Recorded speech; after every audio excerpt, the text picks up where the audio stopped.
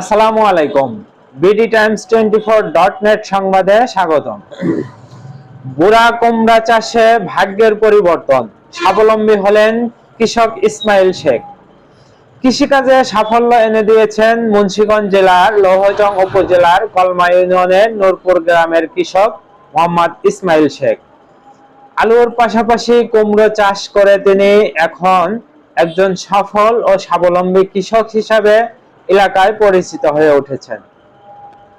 প্রতি বছর 15 কানি জমিতে আলু চাষের পর একই জমিতে কুমড়া চাষ করেন তিনি। জালি কুমড়াগুলো তিনি দ্রুত বিক্রি না করে বুড়া কুমড়া অর্থাৎ পুরোপুরি পাকতে দেন।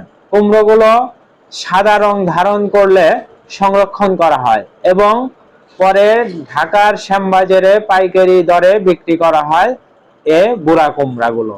মূলত এই পাকা কুমড়োগুলো দিয়ে তৈরি হয় মোরব্বা, যা দেশে ও বিদেশে জনপ্রিয় একটি খাবার। কৃষক ইসমাইল শেখ জানান, মালগুলা যাবে শ্যামবাজার। তুই নিজেই গৃহস্থ চাষ করেছিলেন? হ্যাঁ, চাষ করছি। এটা 1.5 মাস হয়েছে। 1.5 মাস? মানে গাছে থেকে ছিঁড়ে 1.5 মাস রাখছেন? 1.5 মাস রাখছি। ভালো আছে? হ্যাঁ, ভালো আছে। এটা শ্যামবাজার কি কোনো পাইকাররে দিবেন না আপনি নিজে নিয়ে বিক্রি করেন? এই পাইকাররা এসে নেয় আর কি। এখন আপনি নিজের উদ্যোগে নিয়ে যাচ্ছেন? হ্যাঁ, এখন আবার নিজের মাধ্যমে নিতেছি। ও, এটি কত করে বিক্রি করেন? এগুলি 40 টাকা বিঘায়, 30 টাকা বিঘায়, 20 টাকা বিঘায়। এটা তো কাঁচা থাকলেও কত দাম থাকে? কাঁচা থাকলে এগুলি এই শুকা চলে না, ওই শুকা চুকা লাগে। এই জিনিসটা কাঁচা খাইলে চুকা লাগে। এটা একমাত্র মুরব্বারই। এটা দিয়ে কি বানাবে? এটা তো মুরব্বা বানাবে। মোরব্বা? হ্যাঁ। এখন আপনি নিজেই নিয়ে যাবেন? হ্যাঁ, আমি। এই জায়গাটা কোন জায়গা? এই জায়গাটা নূরপুর। নূরপুর মাদ্রাসা বলে এই জায়গা। কতটুকু জমিনে চাষ করেছেন? এই 15 কানির মতন। 15 কানি। আপনার নামটা কি বললেন? মোহাম্মদ ইসমাইল শেখ। এতে প্রতি বছর কতটুকু আপনার ইনকাম হয় আর কি? ইনকাম আল্লাহ দিলে ভালোই হয়। আনুমানিক কত আসবে? আনুমানিক মনে করেন কানি প্রতি 50 থাকে। 50,000 টাকা এক কানিতে? হ্যাঁ। আচ্ছা, কয় কানি করছেন?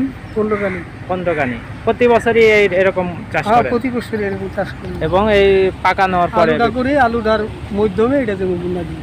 ও, এই জালিটা তো আর বিক্রি করেন না? না না, জালিটা পুরাটাই একেবারে আপনি করেন? পুরাটা একবারে এই দিই।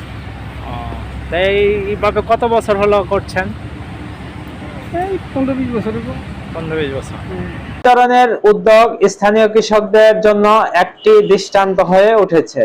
কৃষি সম্প্রসারণ অধিদপ্তরও এমন কৃষকদের আরও প্রশিক্ষণ ও পরামর্শ দিয়ে উৎসাহিত করার কথা জানিয়েছে।